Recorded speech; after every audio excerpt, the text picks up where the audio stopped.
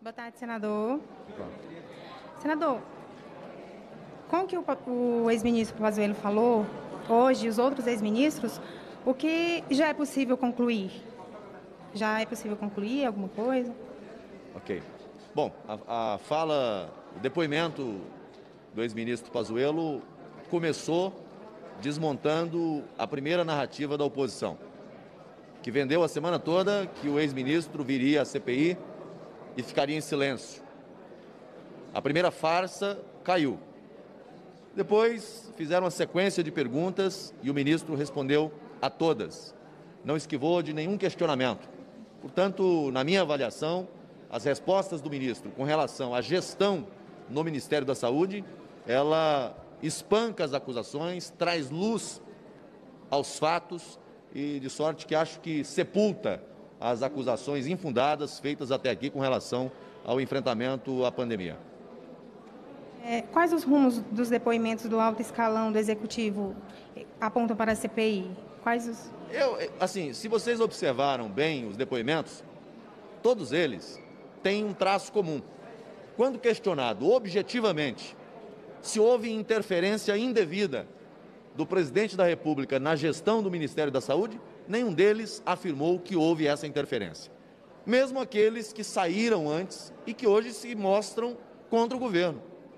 Agora, desconhecer que o gestor do país, que o presidente do país tenha legitimidade de ser o presidente, é desconhecer o modelo brasileiro. Alguém hoje se questionou ali, porque numa fala o ministro disse, manda quem pode, obedece quem tem juízo. É claro que essa fala foi feita dentro de um contexto e que ele já explicou ali. Mas a narrativa da oposição, e que às vezes a gente vê repercutir na mídia também, é uma narrativa de alguém que parece desconhecer o funcionamento da política, o funcionamento da República, num sistema de tripartição de poderes. Parece que querem esvaziar o poder do presidente da República.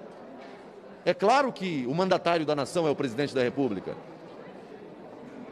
O incomum seria dizer que os ministros é que mandam e o presidente que obedece.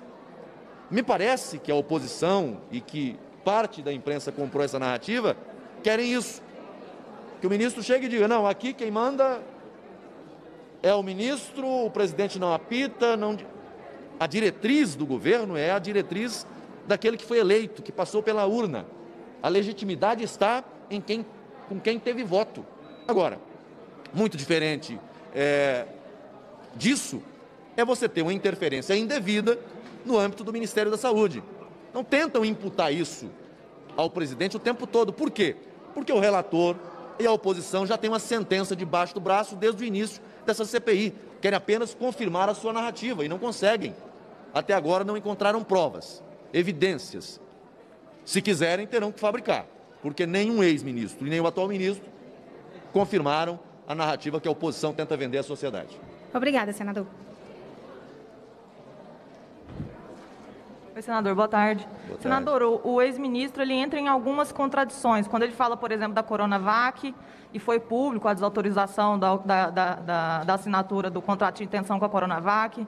Quando ele fala também sobre o aplicativo, dizendo que é protótipo, sendo que também foi público o lançamento, ele inclusive estava lá em Manaus durante o lançamento. Esse tipo de contradição atrapalha o governo, atrapalha a narrativa do governo? Ele falou algo ali que não sei se vocês observaram, né? Uma coisa é, às vezes, a posição pública, o Twitter, algumas manifestações políticas, né, do presidente da República, o que ele pensa em relação, por exemplo, à questão de medicamentos. Outra coisa é a gestão do Ministério da Saúde. A questão é, olha para os fatos, olha para os acontecimentos. A Coronavac foi contratada e comprada? Foi. Está sendo distribuída aos brasileiros? Está. Qual fato diferente disso a oposição tem para apresentar na CPI?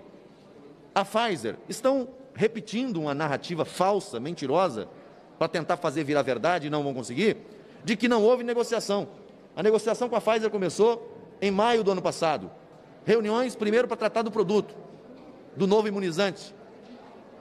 Depois, em relação ao contrato, tratativas para modificar aqui e acolá, mexer.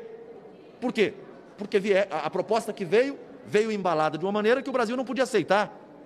É natural que o Ministério da Saúde discuta, é natural que o Ministério da Saúde argumente.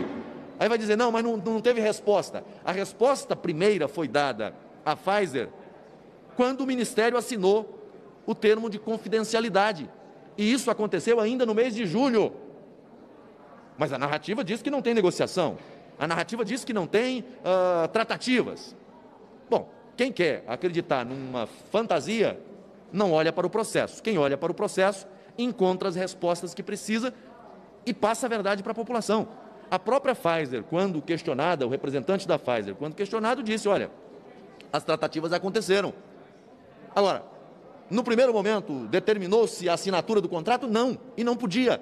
E seria irresponsável se determinasse. Um imunizante que coloca o governo brasileiro na parede para dizer, olha, você vai comprar e a responsabilidade por qualquer efeito colateral é sua. Como é que você não vai discutir esses termos? Que quer como garantia da aquisição, em relação à questão do pagamento, patrimônio do Brasil que está lá no exterior. Como é que você vai fazer isso sem autorização do Congresso Nacional? Tribunal para dirimir eventuais questões de litígio, um tribunal internacional. Como é que o parlamento não vai ter que se manifestar? Então, assim, a narrativa da oposição é no sentido de dizer, não houve negociação, em dezembro já deveria ter vacina no braço dos brasileiros da Pfizer. Aí eu pergunto, quando é que foi registrada na FDA americana a vacina da Pfizer? Dia 13 de dezembro passado.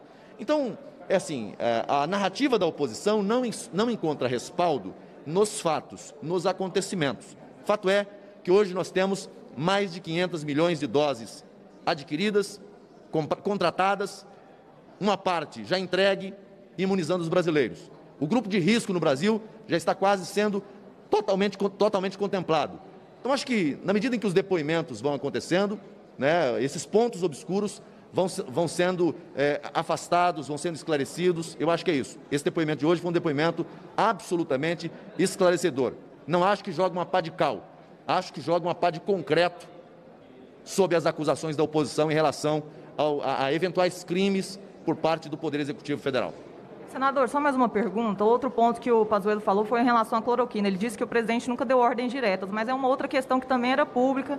Sempre o presidente falava sobre cloroquina. Ontem o Ernesto Araújo também falou que conversou com o presidente sobre cloroquina. Esse tipo de contradição, repito, atrapalha a narrativa do governo? Eu não vejo contradição.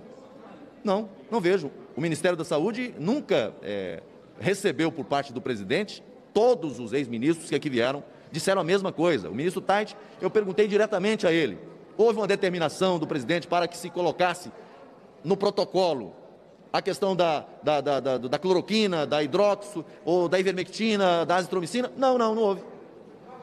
Algum ministro do Palácio determinou, por ordem do presidente, que assim fizesse? Não recebi essa ordem. Então tentam fabricar provas, mas não conseguem.